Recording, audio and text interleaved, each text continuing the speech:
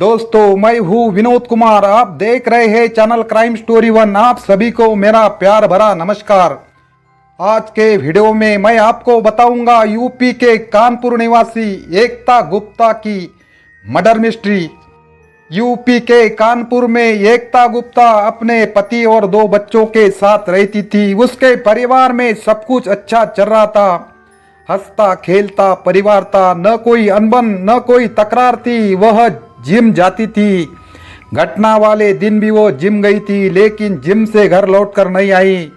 4 माह तक गायब हो जाती है और 4 माह के बाद उसका शव मिलता है, वो भी कंकाल के स्थिति में। चलिए जानते हैं पूरा मामला। दोस्तों, पूरा घटनाक्रम जानने के लिए वीडियो अंत तक जरूर देखें। चैनल पे नए हो तो चैनल को सब्सक्राइब करें।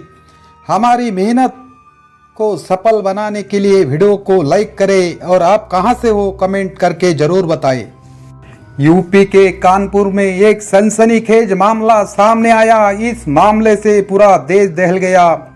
कानपुर के ग्रीन पार्क स्टेडियम में शक्कर मिल खलवा कंपाउंड निवासी विमल सोनी नाम का जिम ट्रेनर था। यहाँ कोतवाली थाना क्षेत्र निवासी 2 बच्चों की मां एकता गुप्ता जिम करने जाती थी।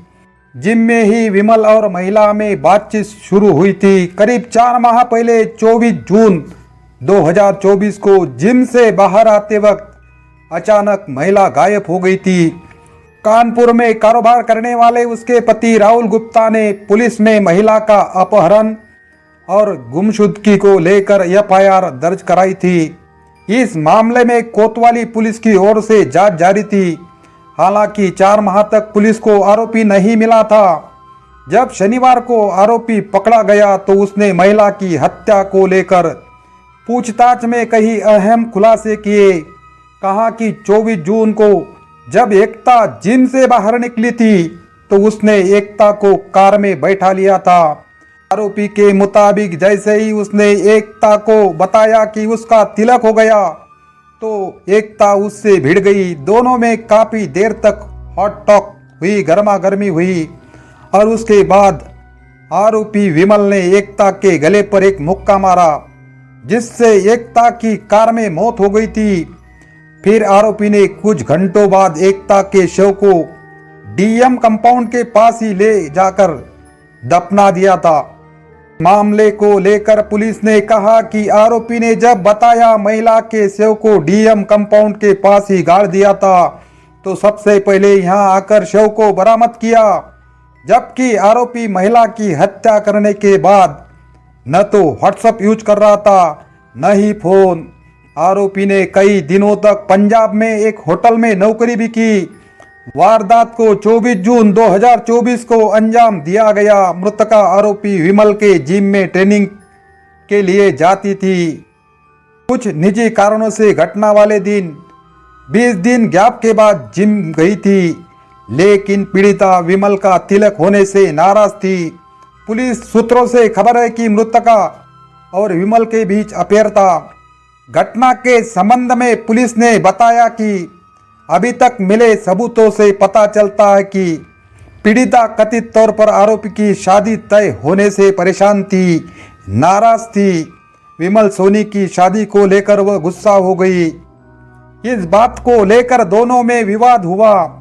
विमल ने उसके गले पर मुक्का मारा, उसमें वो बेहोश हो गई और फिर उसने उसकी हत्या कर दी। फिर उसने लाश को डीएम कैंप्स के परिसर में खड्डा खोदकर लाश को दफन किया। लेकिन मृतका के पति ने दोनों के बीच अफेयर होने की बात को पूरी तरह नकारा है। विमल सोनी ने पुलिस को गुमराह करने की कोशिश की, लेकिन सख्ती से पूछताछ की तो उसने सच उगल दिया।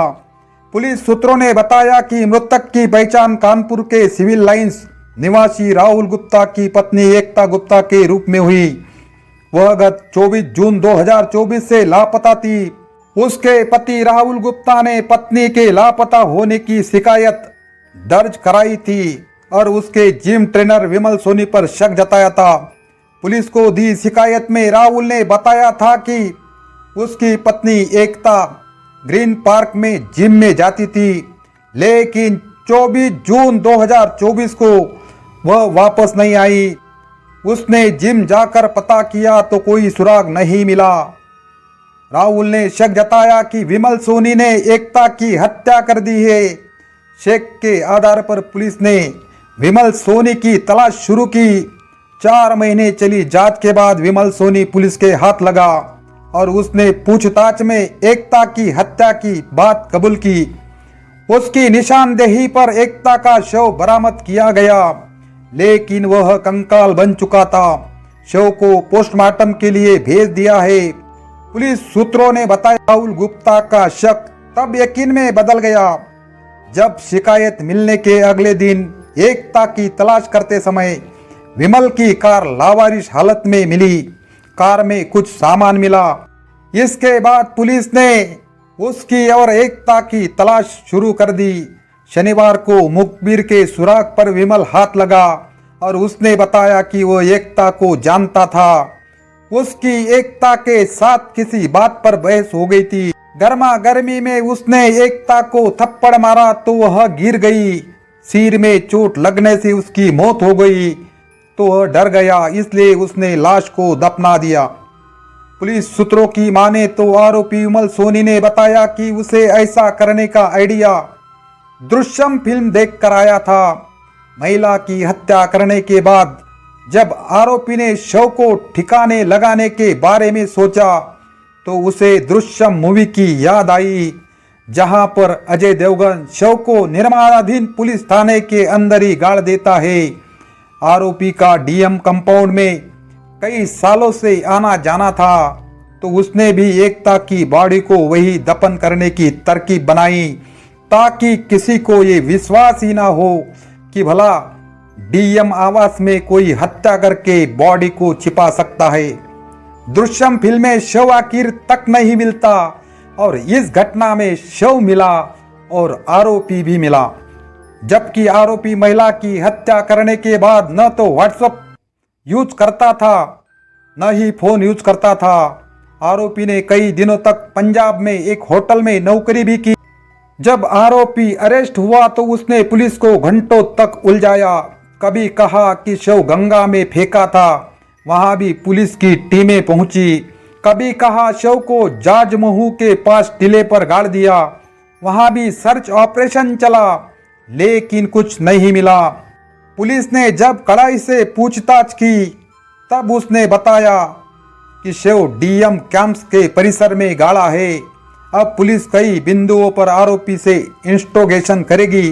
हालांकि शव को लेकर आरोपी कैसे डीएम आवास के पास तक पहुंच गया, इतना बड़ा खड्डा कब खोदा, खड्डा खोदने में किसने सहायता की, इस घटनाक्रम में और कोई साथी था क्या, दोनों के बीच अफेयर था या फिर रुपए और जौरात के लिए की हत्या, ये सभी सवाल अभी बाकी है। दोस्तों आगे आगे देखो होता है क्या। दोस्तों हर दिन कुछ ना कुछ नई दिल दहला देने वाली घटनाएं सामने आती है। इंसान ने अपनी तरक्की में बहुत कुछ हासिल किया, लेकिन इंसान अपनी इंसानियत खो चुका है। समझदारी इसी में है हम ऐसी घटनाओं से कुछ सीखे ताकि बाद में पछताना न पड़े। आंखें मूंद कर किसी पर भरोसा ना करे, आंखें बंद करके अनजान नई नई पहचान वाले से दोस्ती ना करे, प्यार मोहब्बत सोच समझ कर करे। ये द्वापर युग त्रेता युग नहीं है, ये कलयुग है भाई, कलयुग। यहाँ सभी अपना प्रॉफिट देखते हैं, अपना फायदा देखते हैं, फिर वो प्यार हो या पैसा। सतर्क रहे, सावधान रहे और सुरक्षित रहे। Good bye.